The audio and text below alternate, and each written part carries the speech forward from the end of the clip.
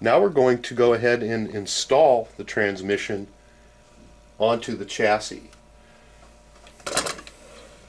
To do that, in our parts tray, let's go ahead and open up the small bag of screws that we took out earlier. They're all the same size, and we're going to need 4 of them to complete this step. So I'm going to go ahead and dump these out. Go ahead and grab 4 of the screws. Clear a little bit of space on my table here so we can get this done. I'm going to go ahead and slide my rear chassis plate out here. And let's go ahead and orient this the same way that it is in your manual so nothing gets mixed up. And as we place the transmission in, the back half of the transmission is going to go in between the 2 bulkheads, just like so. And the front portion of the transmission goes in front of the bulkheads. And it only fits in one way. And you'll also notice that on the bottom there's a square cutout. And the square cutout that's on your transmission is going to drop down in there and should be even. If you're not sitting in there square, go ahead and wiggle it around until it sets in. And then at this point we're going to go ahead and insert the 4 screws in. I'm going to go ahead and start them by hand.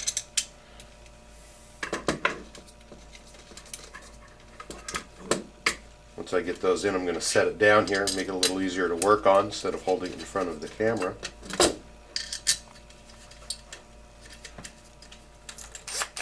Then we're going to go ahead and tighten those up.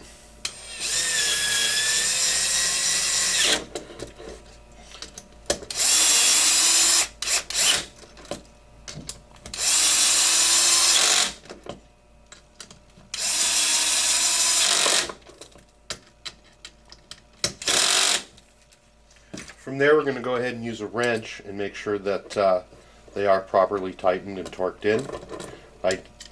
I'm real familiar with my electric drill, so I know the proper torque settings to use on most of the bolts, but it never hurts to check them by hand. Alright, now we have our transmission securely mounted in to the chassis plate. And we're starting to look like something now. Alright, the next step is to go ahead and install the dog bones. So we're going to go ahead and grab our 2 dog bones out of the package. At this point I want to introduce you to another part that is made by Dark Soul Racing, and these are called meaty bones. I'm going to go ahead and open up the package here. One of the issues when you start getting into higher torque surfaces such as sand, where you have a lot of grab with your paddles, and as you start getting into the higher torque motors, even the heavy duty drive shafts tend to twist and break. Dark Soul Racing has addressed this situation by coming out with what they call their meaty bones. And you can take a look here and see that they are substantially larger and well shaped, and they're made out of a hardened alloy, and they're resistant to breaking or twisting. They also do have removable pins in them. One of the things that happens is that the pins will wear out before the shaft does, and in this instance you just remove the set screw and replace the pins without having to replace the whole shaft. So if you're going to be doing more than just your average driving, I do suggest that you take a look at the Dark Soul meaty bones, and also Fat Dad has a set of wonderful bones on the market too, which I do not have a sample of here, but either one is definitely worth looking at and getting. For the dog bones, there really is no inside or outside to them. They're basically the same on both sides. What we're going to do is we're going to go ahead and grab the lubricant, which is in this tube, which is the heavy duty grease, and we're going to go ahead and start by installing axles onto the inside first, and then we're going to go ahead and install them on the outside. Let's go ahead and take some of your grease, and we're going to apply it around the pins on the dog bone, and you can be very liberal with it. You don't want to hold back, but go ahead and put enough on there and make sure that you surround the pins well with the grease, just like so. We're going to go ahead and line up the pins on the bones with the slots that are in the out drives, and go ahead and slide it in.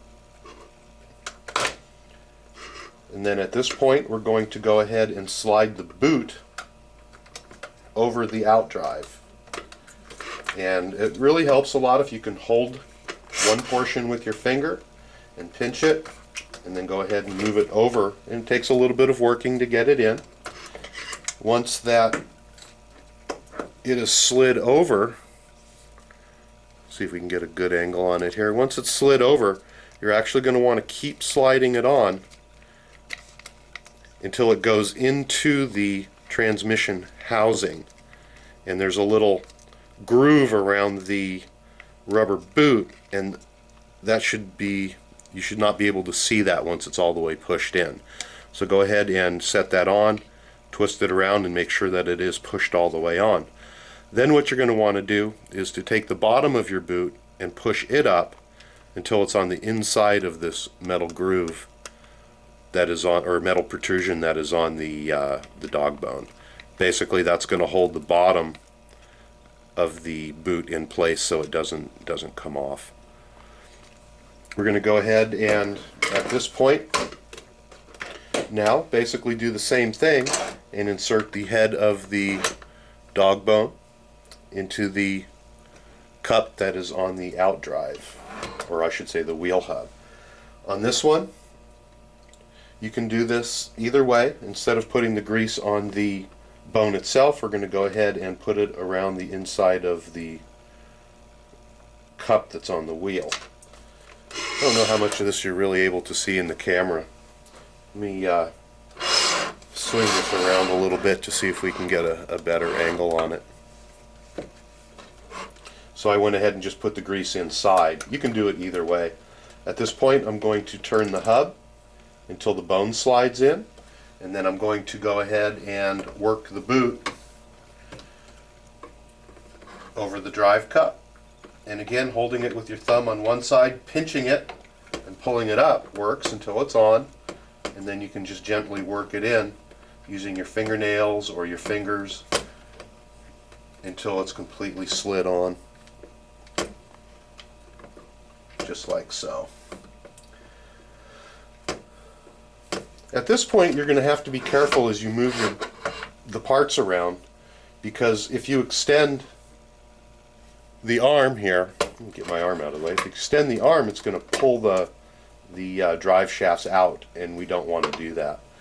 I actually have a little piece of Velcro that I keep around. It's a two-sided Velcro, and what I'm going to do is just find a way to anchor it here and basically hold the arm in place so that it doesn't overextend itself as we're moving it around, and it holds it into place.